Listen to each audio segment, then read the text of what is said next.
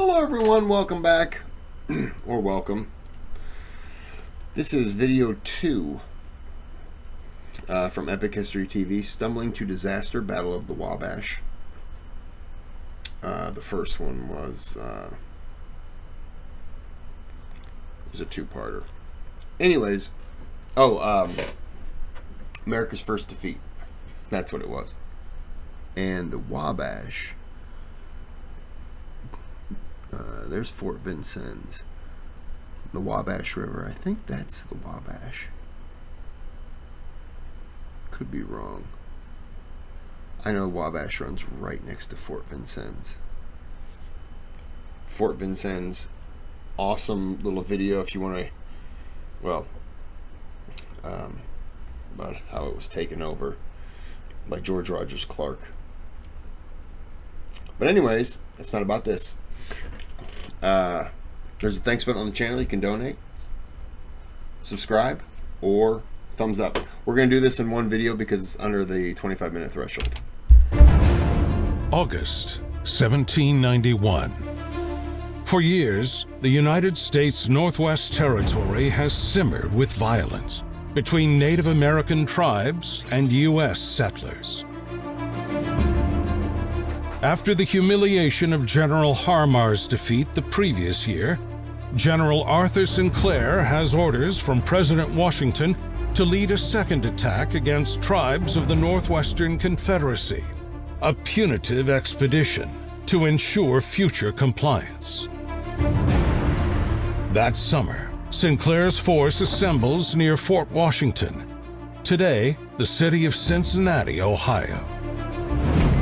Troops then advance 18 miles to the banks of the Great Miami River and construct a supply base named Fort Hamilton. General Sinclair, however, has to travel 70 miles to Lexington to find his militia reinforcements. In the end, he gets just 400 men, less than half what he'd been promised. In his absence, his second-in-command, Major General Richard Butler, is in charge.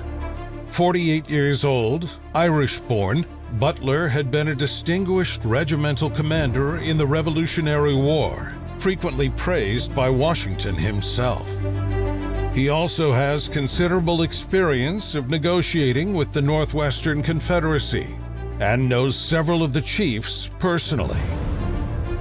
Following Sinclair's orders, as soon as Fort Hamilton is complete, Butler leads the army north. It's October 4th, a late start for what had been planned as a summer campaign. The nights are already colder and days shorter. The army's advance through the forest is painfully slow. Narrow trails have to be widened for wagons and artillery. But there is a dire shortage of axes and saws. For the first 5 days of the advance, the army averages just 4.5 miles a day. When Sinclair rejoins the army, he is infuriated by the snail-like progress. But at every stage, he is hampered by a lack of equipment and supplies. He is particularly concerned about the shortage of flour for baking bread. On October 12th, heavy rain is followed by the first frost. And in freezing mud, Sinclair's army grinds to a halt. Conditions for the troops are miserable. It rains constantly. Rations have been halved, and morale is at rock bottom. Soldiers begin to desert in growing numbers. Incredibly, the 6-month contracts of many levied troops now start to expire mid-campaign. And as soon as their time is up, many, understandably, choose to go home.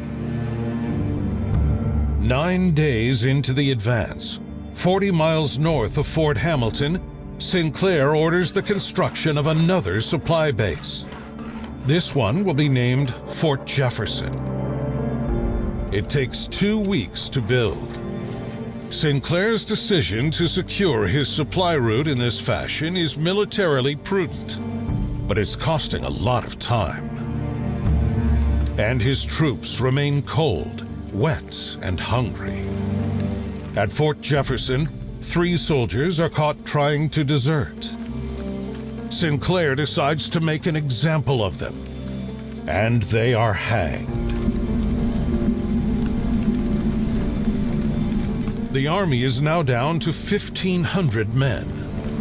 Already a third of its strength has been lost to sickness, desertion, or left behind to garrison forts. Things are so bad, Sinclair considers turning back. He himself is suffering agonizing attacks of gout that leave him unable to ride a horse. But he decides to continue the advance. A few days later, it begins to snow, and the army, having again run out of flour, halts once more.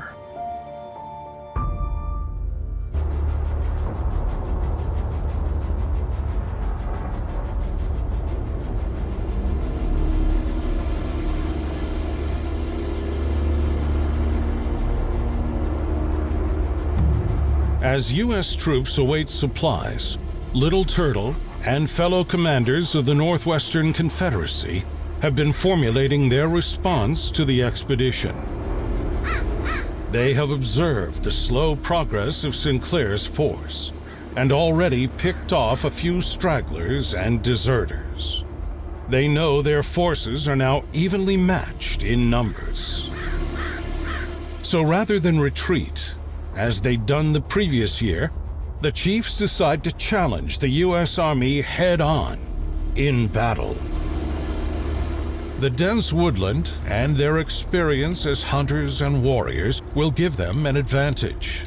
Yet it is a break with their usual hit-and-run tactics and extremely high risk. But so too are the stakes. General Sinclair is oblivious to the looming threat. His handful of scouts from the allied Chickasaw tribe have failed to detect the large enemy force. Now, he makes a fateful decision. Expecting a vital flour convoy to arrive any day, he fears it will be hijacked by deserters from his own army. So he dispatches Major Hamtramck and 300 men of the 1st Regiment, his best troops, to find the convoy and escort it safely to the army. Then, he resumes his march. On November 3rd, believing himself to be within striking distance of his target, Kikiongi, although in reality completely lost, he gives the order to set up camp. He chooses a position atop a steep-sided plateau beside the Wabash River. Trusting to the strong natural defenses, he gives no order to fortify the camp. And while most of the army bivouacs in rectangular formation on the high ground, limited space means the militia companies have to camp 300 yards away, on the other side of the Wabash, here just a shallow stream. If there is an attack, it will be very difficult for either camp to support the other. At that moment, more than 1,000 warriors of the Northwestern Confederacy are assembling, just 2.5 miles away. They know exactly where the U.S. forces are, and the next morning, at dawn, they will attack.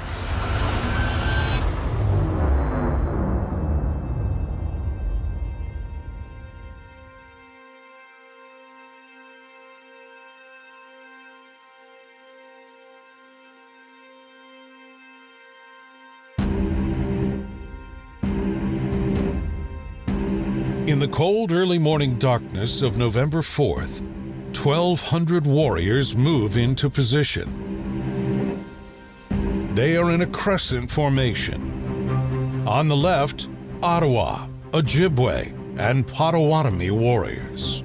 On the right, Wyandot, Mingo, and Cherokee. And in the center, Shawnee, Lenape, and Miami. Just before 7 a.m., with the sun's first light streaking through the trees, they let out a giant war cry and advance.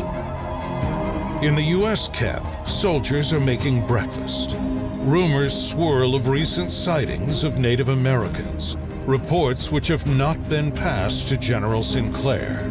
Now, militia sentries to the west are horrified to see hundreds of warriors advancing through the trees.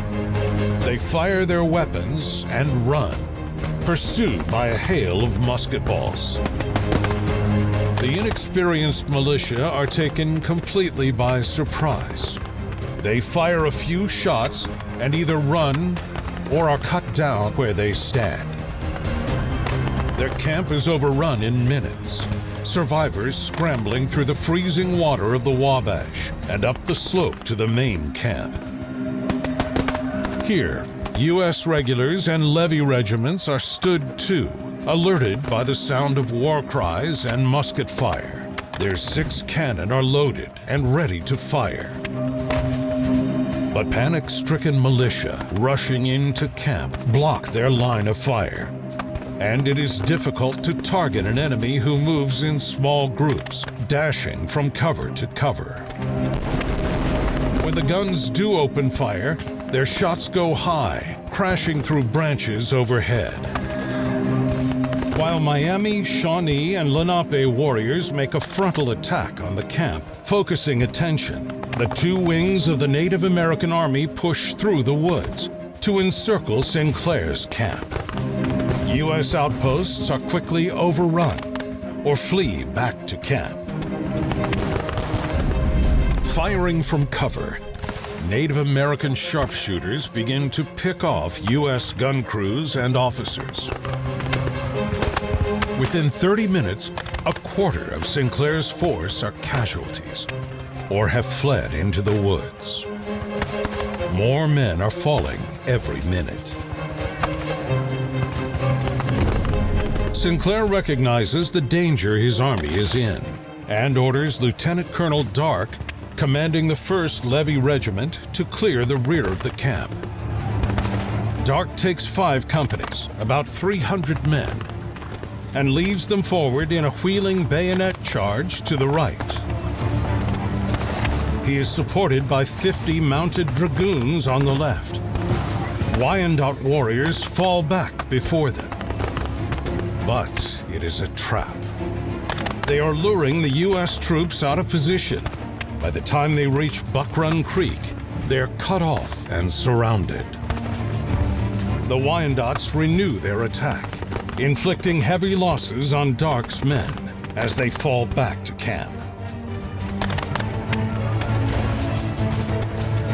Meanwhile, Shawnee warriors attack the southern end of the camp, where the slope is less steep. They overwhelm dragoons and levy troops guarding the perimeter and break into the center of the camp. Here they fall on wounded soldiers and civilians sheltering behind the front line. These include camp followers, servants, cooks, wives, a few children. Dozens are killed. Sinclair sends Major Hart, commanding the 2nd Regiment, to clear the camp at Bayonet Point and rescue any survivors. Hart's attack is successful, but he is shot and killed, and his men suffer heavy losses. About half the U.S. regular officers are now dead, and second-in-command Major General Butler has been wounded twice. Some soldiers, stunned by the horrors unfolding around them, simply give up and cower behind any cover they can find. Yeah, if you just cower behind, they're not going to say, oh no, he was fine. He didn't try to kill us, so we'll let him go. Nope. They're going to leave you to the end and then kill you. It is now 8:30 a.m. A short lull in the fighting follows, which Sinclair uses to pull in his perimeter and form a tighter defense. It is the quiet before the storm. Little Turtle and the war chiefs are rallying their men for one final attack.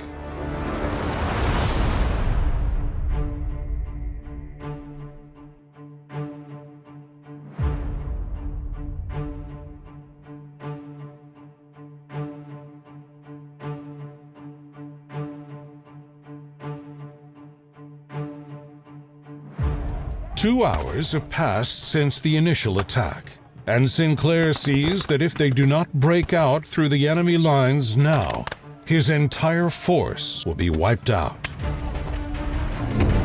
The handful of surviving officers rally the men for a do-or-die charge, back down the trail by which they'd arrived. With fixed bayonets, U.S. regulars lead the way, pushing through the enemy's skirmish line. Anyone who can still walk hurries behind, but dozens of wounded are left to their fate. The breakout soon turns into a mad dash as terrified survivors dump weapons and kit in their race to escape. Sinclair lingers at the rear of the column to ensure as many get clear as possible. He is one of the last to leave the battlefield.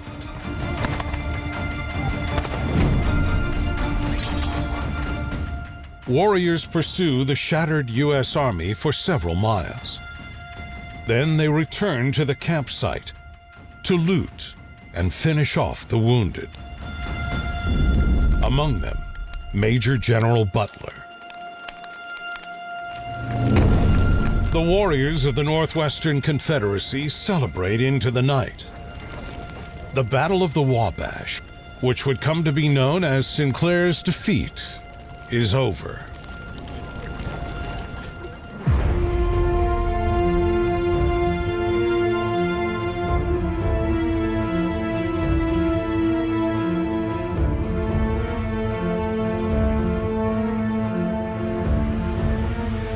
The U.S. rout doesn't stop until exhausted survivors reach Fort Jefferson that evening, a distance of 30 miles. Here, the roll is taken, and their appalling losses revealed. 2/3 of the army have been either killed, wounded, or are missing. All 6 guns have been lost, along with the baggage train and 1,200 muskets. Native American losses are around 20 dead and 40 wounded. It has been an utter rout and a humiliating defeat, the largest the United States Army will ever suffer against Native Americans, and costlier than any battle of the Revolutionary War. But it was not entirely unforeseen. General Harmar, defeated himself by Little Turtle the previous year, had expressed grave concerns about Sinclair's expedition. His views were recorded by Lieutenant Denny, unfortunate enough to have served in both expeditions. Harmar saw with what material the bulk of the army was composed. Men collected from the streets and prisons of the cities, hurried out into the enemy's country, and the officers commanding them totally unacquainted with the business in which they were engaged. Not any one department was sufficiently prepared, both quartermaster and contractors extremely deficient. It was a matter of astonishment to him that the commanding general, who was acknowledged to be perfectly competent, should think of hazarding, with such people and under such circumstances, his reputation and life, and the lives of so many others. Knowing, too, the enemy with whom he was going to contend, an enemy perhaps superior to an equal number of the best men that could be taken against them.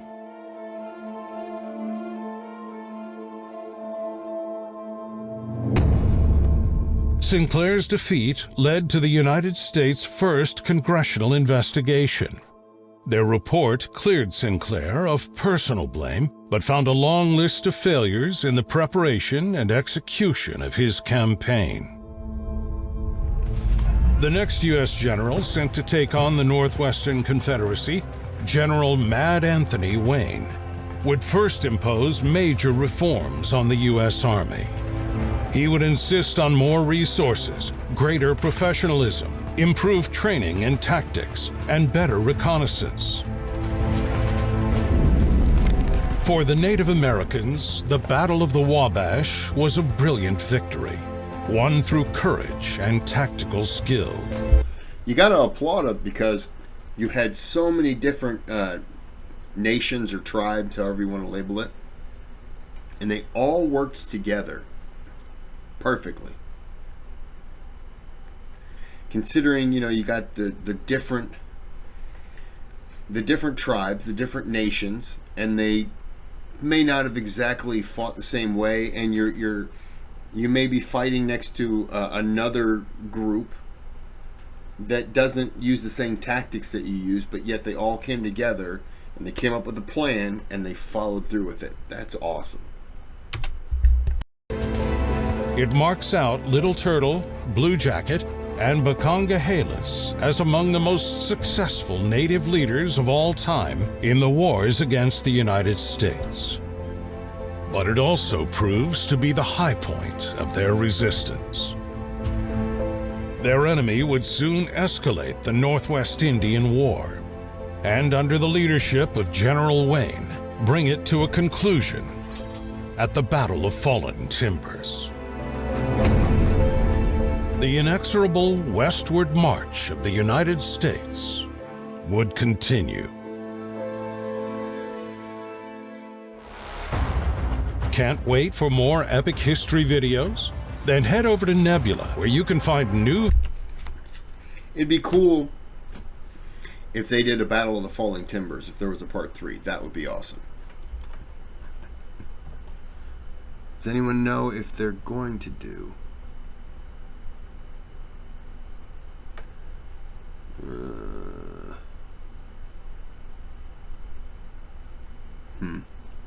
Nope. If they do, let me know, because I did see that this video came up. But if they do, then let me know, and I'll definitely do the part 3.